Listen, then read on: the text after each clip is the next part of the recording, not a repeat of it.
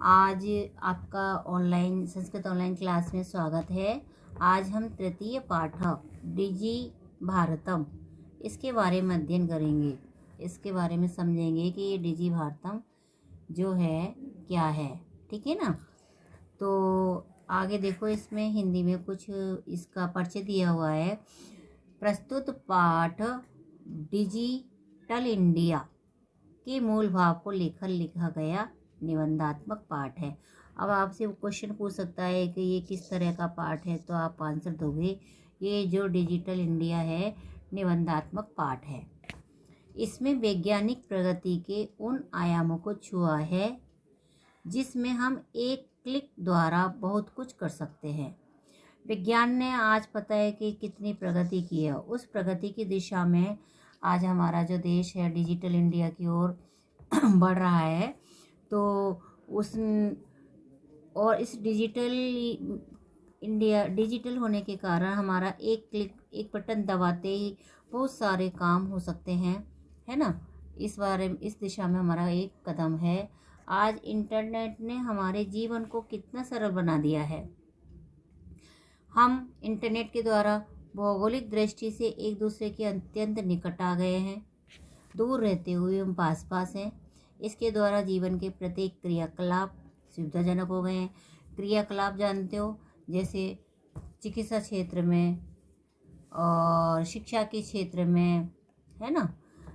और इसमें देखो, जैसे अपने टिकट वगैरह होते हैं, इनका रिजर्वेशन किया जाता है। इसमें यात्रा सुविधा, सारी चीज़ें जो हैं इस इंटरनेट के माध्यम से आज हमारे लिए सुलभ हो गई है और हमें कहीं भी जाना नहीं पड़ता। घर बैठे ही हमें सारी सुविधाएं उपलब्ध हो जाती हैं। ऐसे ही भावों को यहाँ सरल संस्कृत में व्यक्त किया गया है। ठीक है ना।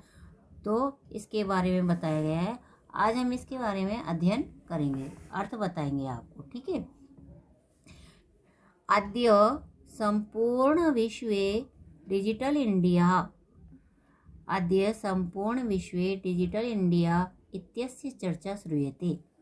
आज संपूर्ण यानी पूरे विश्व संसार में, आज पूरे संसार में, अद्य मीन्स आज, पूरे संसार में डिजिटल इंडिया इसकी चर्चा श्रूयते में सुनी जाती है।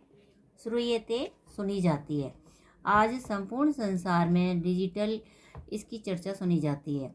अस्य पदस्य के भावः इति मनसा जिज्ञासा उत्पद्यते। इस पद का कौन सा भाव है, ऐसा मन में जिज्ञासा उत्पन्न होती है। अस्य इस पदस्य यानी पद का भाव, कौन सा भाव है, इति मनसी जिज्ञासा उत्पद्यते। मनसी यानी मन में, जिज्ञासा उत्पद्यते उत्पन्न होती है। ठीक है। मनसी में देखो सप्तमी विभक्ति है। मनसी मन में, कौन सी विभक्ति है इसमें, सप्तमी। ठीक है ना। उत्पद्यते उत्पन्न होती है। काल परिवर्तनेन सह, काल यानी समय, परिवर्तन के, सह यानी साथ। सह की योग में विभक्ति लगती है तृतीया। कौन सी लगती है, परिवर्तनेन से, परिवर्तन के साथ। सह मीन्स होता है साथ। समय परिवर्तन के साथ मानव की आवश्यकता अपि वर्तते, आवश्यकताएं भी बदल रही हैं, परिवर्तित हो रही है अर्थात बदल रही हैं। अब इसमें ये जो चिन्ह है ना, जो आपको एस जैसा लगता है, ये इसका जो प्रोनाउंसिएशन होता है वो अ होता है। तो इसको हम बोलेंगे तो क्या बोलेंगे, अपि। ठीक है ना। तो देखिए आगे, समय परिवर्तन के साथ ही मनुष्य की आवश्यकता भी परिवर्तित हो रही है अर्थात बदल रही है।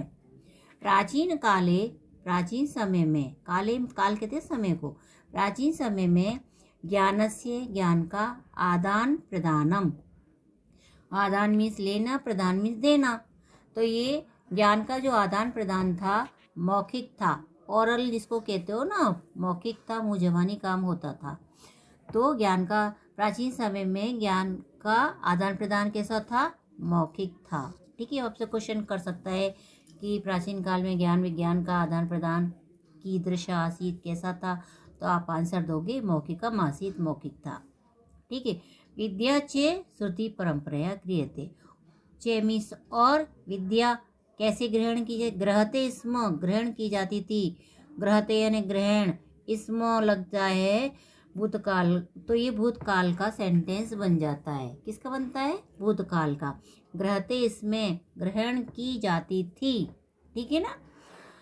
श्रुति परंपराया सुनने की परंपरा के द्वारा, परंपराया रमया तृतीय विभक्ति, तो परंपरा के द्वारा कौन सी विभक्ति है इसमें? श्रुति परंपरा में तृतीय विभक्ति। रमा की तरह रूप देखो, रमया। श्रुति यानी सुनने की परंपरा के द्वारा ग्रहण की जाती थी। अनंतरम इसके बाद, तालपत्रोपरि ताड़पत्र के ऊपर, भोजपत्रोपरि भोजपत्र के ऊपर, च लेखन कार्यम आरब्धम लिखने का कार्य आरंभ हुआ। अब आपसे क्वेश्चन किया जाएगा कि लेखन का कार्य सबसे पहले किस किस के ऊपर हुआ था, कौन से पत्ते थे वो? एक तो तालपत्र था और दूसरा था भोजपत्र। इन दो पत्रों के ऊपर, पत्रे यानी पत्ते, ठीक है, इन दोनों के ऊपर लेखन का कार्य आरंभ हुआ। परिवर्तनी काले बदलते हुए समय में करगदस्य कागज का, लेखन्यांच और लेखनी का, लेखनी जानते हो आप, कलम, और करगद मीन्स कागज, इसमें दोनों में षष्ठी विभक्ति है, करगदस्य रामस्य की तरह, लेखन्या रमा की तरह, ठीक है। तो कागज चे मीन्स और लेखनी, इन दोनों के आविष्कारेण आविष्कार से, सर्वेसाम एव संधि क्या होगी इसकी? सर्वेसाम प्लस एव सभी की, मनोगतानाम मन के, भावानाम भावों को, करगदो ऊपरी कागज के ऊपर, लेखनम प्रारब्ध लिखना प्रारंभ कर दिया। अब इसमें देखो, करगदो ऊपरी की संधि क्या होगी? करगद, क्या होगा? करगद प्लस ऊपरी। इसमें क्या होता है? ये संधि किसका उदाहरण है? गुण संधि का। इसमें अ, इसमें उ, इन दोनों को मिलाते हैं वर्णों को तो ओ बनता है, और ये बन जाता है करगदो ऊपरी। करगद मीन्स कागज के ऊपर, ठीक है। और कागज के और लेखनी के आविष्कार से सभी की मन की इच्छाओं या भावनाओं को कागज के ऊपर लेखनम प्रारब्धम लिखना प्रारंभ कर दिया। टंकनस्य यंत्रस्य आविष्कारेण तो लिखिता सामग्री टंकिता सती बहुकालाय सुरक्षिता अतिष्ठत। टंकन यंत्र कहते हैं छपाई करने का यंत्र, ठीक है। तो छपाई यंत्र के आविष्कार से तो, या आविष्कार के द्वारा, तृतीय विभक्ति है, कारेण रामेण की तरह, तो से या के द्वारा चिन्ह होते हैं करण कारक में, तो से या के द्वारा, तो छपाई यंत्रों के द्वारा, तो यानी तो, लिखिता सामग्री लिखी हुई सामग्री, टंकित सती अंकित हो जाने पर, सती यानी होने पर, क्या आएगा? सती मीन्स होने पर, ठीक है। टंकित होने पर यानी अंकित होने पर, छप जाने पर, बहुकालाय बहुत समय तक, सुरक्षित अतिष्ठत रहती थी। अतिष्ठत भूतकाल का है ना, जिसमें अ से चलो होते हैं, जैसे तिष्ठत, तिष्ठताम, तिष्ठ, इस तरह से लंग लकार में रूप चलते हैं, तो ये एक वचन का रूप है। तिष्ठत बहुत समय तक सुरक्षित रहती थी, ठीक है। वैज्ञानिक प्रविधि प्रगति यात्रा पुनरपि अग्रे गता।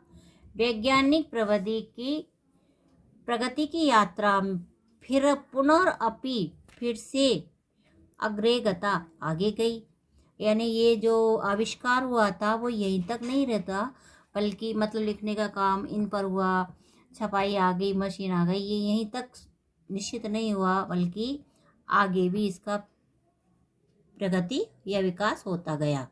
तो मनुष्य यहीं तक संतुष्ट नहीं था, उन्होंने आगे भी आविष्कार किया। आगे देखो, वैज्ञानिक प्रविधि की प्रगति की यात्रा, विकास यात्रा में पुनरअपि फिर भी अग्रते गता और आगे गई, अग्रे यानी आगे, गता यानी गई। अद्य सर्वाणि आज सभी, कार्याणि कार्य, संगणक नाम के यंत्रेण, संगणक कहते हैं कंप्यूटर, नामक यंत्र के द्वारा साधितानि भवन्ति, सिद्ध किए जाते हैं, सफल किए जाते हैं। ठीक है ना। आज जो है सभी कार्य संगणक नामक यंत्र के द्वारा साधते हैं या सिद्ध करते हैं या अपने सिद्ध होते हैं। ठीक है। समाचार पत्राणि पुस्तकानि च कंप्यूटर माध्यमेन पठ्यन्ते लिख्यन्ते च। समाचार पत्र च और पुस्तक बहुवचन में दोनों। समाचार पत्रों को और पुस्तकों को कंप्यूटर के द्वारा या कंप्यूटर के माध्यम से पठ्यन्ते पढ़ा जाता है, लिख्यन्ते च और लिखा भी जाता है। ठीक है ना। आगे कर्गदोग्ये वृक्षाणाम उपयोगेन वृक्षा कर्तयन्ते स्म। कर्गदोग्ये मीन्स कागज उद्योग में, जो कागज का उद्योग है उसमें वृक्षाणाम उपयोगेन वृक्षों का उपयोग होने के कारण या उपयोग होने से वृक्ष कर्तयन्ते काटे जाते हैं या काटे जा रहे हैं। कर्त धातु और यंते कर्तयन्ते काटे जा रहे हैं। ठीक है। बहुवचन में ये वृक्षाणाम बहुवचन में, तो ये भी क्रिया भी अपने बहुवचन में आ गई। वृक्षों को काटा जा रहा है। किसके लिए काटा जा रहा है? कर्गद जो उद्योग है, कागज उद्योग है, उसमें वृक्षों का उपयोग किया जाता है, इसलिए वृक्षों को काटा जाता है। इस कर्तयन्ते इसमें और लगा हुआ है, काटा जा रहा था। परंतु संगणकस्य अधिकाधिक प्रयोगेन, परंतु कंप्यूटर के अधिक से अधिक प्रयोग होने के कारण या प्रयोग से वृक्षाणाम कर्तने, वृक्षों का काटना, कर्तने मीन्स काटना है ना। न्यूनतम, न्यून मीन्स कम, भविष्यति होगा। भविष्य काल का है, ये लिट लकार का भविष्यति भू धातु से बनते हैं, तो न्यून मीन्स कम, भविष्यति न होगा। परंतु कंप्यूटर के अधिकाधिक प्रयोग के द्वारा वृक्षों का काटना कम होगा, इति विश्वास, ऐसा विश्वास है। अनेन इससे पर्यावरण सुरक्षाया, पर्यावरण की सुरक्षा की दिशि यानी दिशा में, इसमें भी सप्तमी विभक्ति है। दिशि में कौन सी विभक्ति है? सप्तमी। दिशा में महान उपकारो भविष्यति, ये महान उपकार होगा। ठीक है। ऐसा विश्वास है कि इससे पर्यावरण की सुरक्षा की दिशा में महान उपकार होगा। आपको ये अर्थ ठीक तरह से समझ में आ गया होगा। एक बार फिर से शीघ्रता से इसको रिपीट करती हूँ। आज संपूर्ण विश्व में डिजिटल इंडिया, इसकी चर्चा सुनी जाती है। इस पद का कौन सा भाव है, ऐसे मन में जिज्ञासा उत्पन्न होती है। समय परिवर्तन के साथ मानव की आवश्यकताएं भी बदल रही हैं। प्राचीन काल में ज्ञान का आदान प्रदान मौखिक था और विद्या श्रुति यानी सुनने की परंपरा के अनुसार ग्रहण की जाती थी। इसके बाद तालपत्र के ऊपर और भोजपत्र के ऊपर लेखन कार्य आरंभ हुआ। बदलते हुए समय में कागज और लेखनी के आविष्कार के द्वारा सभी के मनों के भावों को कागज के ऊपर लिखना आरंभ किया। कंप्यूटर की यात्रा के आविष्कार से तो लिखी हुई सामग्री अंकित होने पर या छपी हुई होने पर बहुकालाय सुरक्षिता अतिष्ठत, बहुत समय तक सुरक्षित रहती थी। वैज्ञानिक प्रगति की यात्रा में फिर भी अग्रतेगता आगे गई। जो वैज्ञानिक प्रगति थी वो आगे और बढ़ी। आज सभी कार्य कंप्यूटर नामक यंत्र के द्वारा सफल होते हैं। समाचार पत्र और पुस्तक कंप्यूटर के माध्यम से पढ़े और लिखे जाते हैं। कागज के उद्योग में वृक्षों के उपयोग से वृक्ष काटे जा रहे थे, परंतु कंप्यूटर के अधिकाधिक प्रयोग से वृक्षों का काटने में न्यूनतम भविष्यति कमी आएगी, ऐसा मेरा विश्वास है। इससे पर्यावरण की सुरक्षा की दिशा में महान उपकार होगा। Thank you.